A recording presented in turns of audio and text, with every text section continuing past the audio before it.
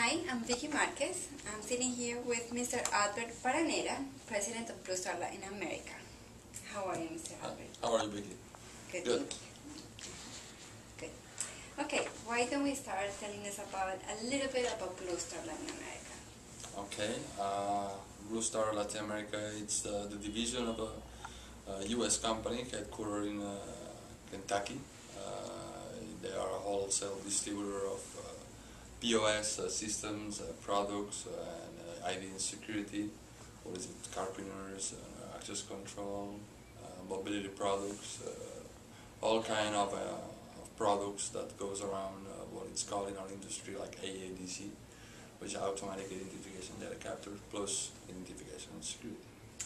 Great. Why don't you tell us a little bit about your position and responsibilities in Blue Star? Okay, actually it's Blue Star. My position is as a president of Blue Star Latin America. Blue Star in the past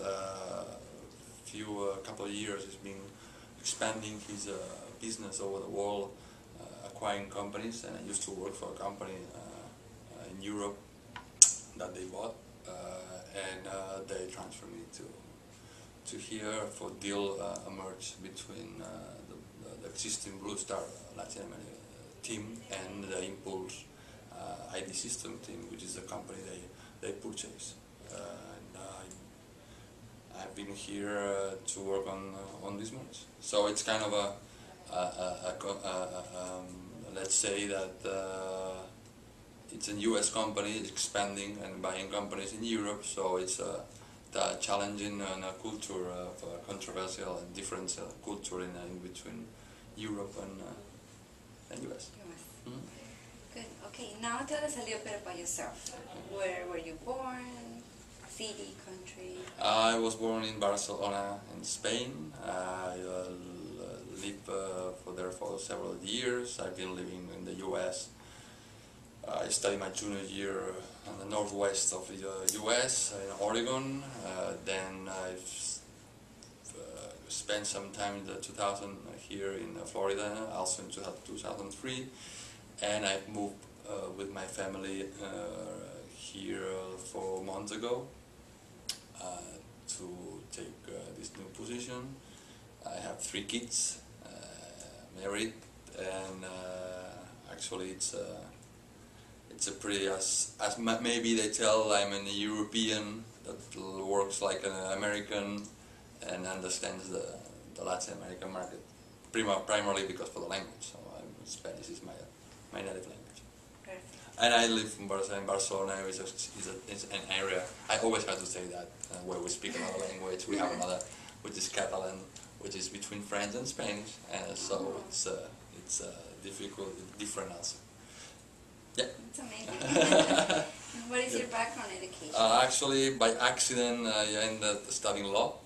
Okay. So yes, because for another of my controversial between the U.S. and Europe, I always thought that the law was like in the movies, you know, okay. where you can work a lot and you talk a lot, like Perry Mason. But when I finished my law studies and I started working as a lawyer, I spent 4 years and I didn't like it, so actually I moved and changed my mind and moved to the sales. The business. Sales business, yeah. Good. Okay, prior to arriving to the U.S., do you have any preconceived stereotypes regarding Americans? Well, first time we always seen the Americans on a different way or an attitude in front of any problem or any issue that they have in front. As I tell you, I've been I've been here several times in the past, but normally the stereotypes the most normally it's they think about the U.S. in Europe is that here people only eat hamburgers, that people here only works until 5 o'clock and then they go home, and that people, you know, everybody has big cars and big houses, and that's the stereotypes, and most of them are not true, of course. Yeah, But that's why they call them stereotypes. Okay. So yeah, most of them are not true. Yeah, like all the stereotypes. I mean, like in Spain, we don't do siesta every day. We don't sit on the porch and you know and sleep. You know, we work hard like here, so it's a stereotype. Yeah. Okay. Would you say that you experienced some sort of cultural shock when you arrived? Well, actually,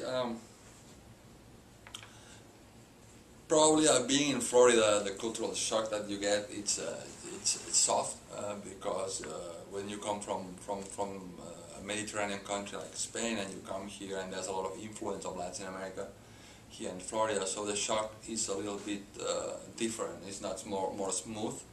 But if you all, when I go to talk to vendors or customers that are in the U.S., then that's a little bit more shock. But besides, we have a small winter, a cold winter. Besides that shock, the rest it's being I pretty knew a lot what I was fine, so it's not I didn't even have like a shock, more a language shock, but not you know.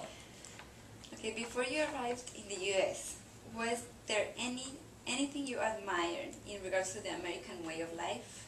Mm-hmm. Yeah, there's a lot of, I don't know if it's American way of life, but there's a lot of things I admire from the American way of life